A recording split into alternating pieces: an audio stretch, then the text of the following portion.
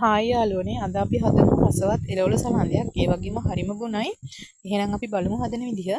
මුලින්ම එළවලු ටික අරගෙන තියෙනවා කැරට්, බීට්, ඊට පස්සේ පිපිඤ්ඤා, පතෝල, අමු මිරිස්, රතු වල. පිපිඤ්ඤා ටික මුලින්ම කපාගෙන තියෙනවා. කොටු හැඩයට තමයි කපාගත්තේ.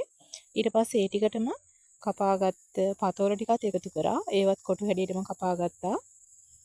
ඊට පස්සේ කැරට් අල දෙකත් ඒකට එකතු කරා. ඒවත් කොටු හැඩයට තමන් කපාගත්තේ. මේවා ඉතින් රවුම් විදිහට කපා ගන්නත් පුළුවන් වුණාට අර චූටි චූටි කොටු වගේ කපා ගත්තම තමයි රස. ඊට පස්සේ ඒකටම රතු වල ටිකත් එකතු කරා.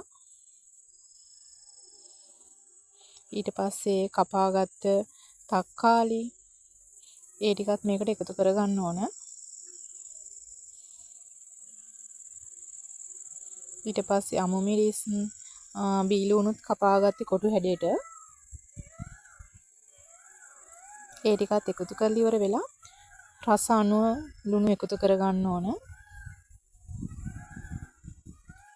ඊට පස්සේ ගම්මිරිස් ටිකක් සැරට කරනවා නම් ගම්මිරිස් ටිකක් වැඩිපුර දාගන්න ඕන.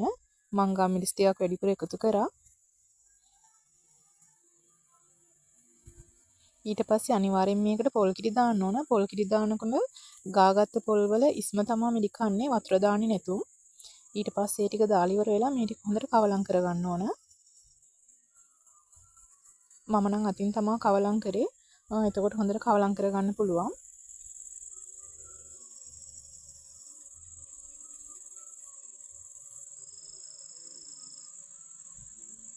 මේ විදිහට හොඳට කවලම් කරගත්තට පස්සේ මේ තමයි තියෙන්නේ මම හදාගත්ත සලාදය.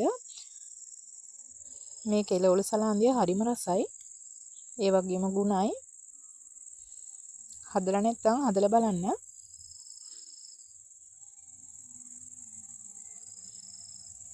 මගේ වීඩියෝ එක හොඳයි කියලා හිතෙනවා නම් channel එක subscribe කරලා like කරන්න, comment කරන්න.